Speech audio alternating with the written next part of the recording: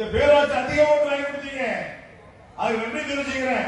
ஆனா அதுக்கு பரிசீலனை செஞ்சான். 4ஆம் தேர்தல் முடிஞ்சோடனே கரண்ட் ஏற்றுதான், மீட்டிங் ஏற்றுதான். அன்னைக்கு கரண்ட் 500 கட்டினா இன்னைக்கு 1500 ரூபாய், 1000 கட்டினா 2000 ரூபாய், இப்படி 2 மடங்கு போட்டு கரண்ட் உயர்த்தான். சொத்து வரி உயர்த்தான், வீட்டு வரி வந்து போச்சு, பால் வரி வந்து போச்சு, தண்ணி வரி வந்துட்டாங்க, பத்திரப்பதிவு உயர்ந்து போச்சு, எல்லா வரியும் உயர்ந்து போச்சு. சாதாரணமாக ஒரு சிப்ப அரிசி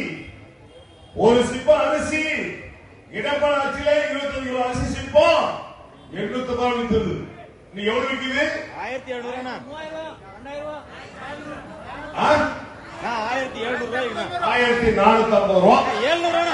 650 ரூபாயா?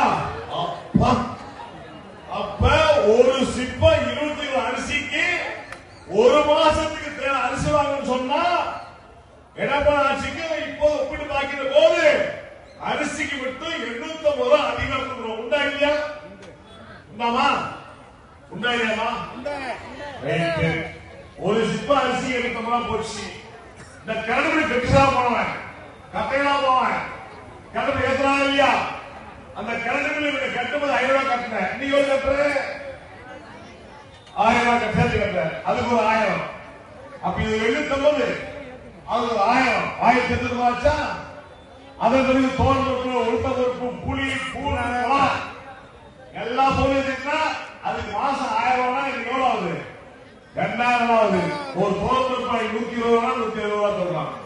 பூண்டு 100 ரூபாய், 40 ரூபாய் சொல்றான். உண்டா இல்லையா? எல்லா விலையும் ஏறி போச்சு. சாதாரணமாக 2021 எங்க அண்ணன் எடப்பாடி ஆட்சியில ஒரு குடும்ப நடத்தத்துக்கு மாத செலவு குறைஞ்சது 5000 ஆச்சு சொன்னா, நீ அதே குடும்ப செலவு 10,000 இருந்தாதான் குடும்ப நடத்த முடியும். இல்லையா? உண்டுதானே? அப்ப என்ன சொல்றான்? நான் பெண்களுக்கு 1000 கொடுத்துட்டேன், அதனால பெண்கள் மிக சந்தோஷமா இருக்காங்க, பெண்கள் ரொம்ப சந்தோஷமா இருக்கிறதால நான் விலையை ஏற்று சொல்லி விலையை ஏற்றிட்டு உன்கிட்ட 5000 புடிங்கிட்டு என்ன தரான்? 1000 தரான். நீ என்ன பண்ண? திமுக வந்தா ஏண்டா நீ என்ன சொன்ன? நாங்க ஆட்சிக்கு வந்தா விலைவாசியை குறைப்பன்னு சொன்னேன், கரண்ட் பில்ல குறைப்பன்னு சொன்னேன், வீட்டு வரை உயர்த்த மாட்டேன்னு சொன்னேன், பால் விலை குறைப்பன்னு சொன்னேன்.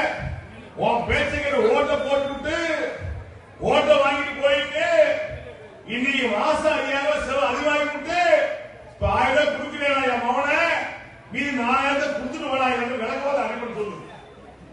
அப்பதான் லாய்க்கும்.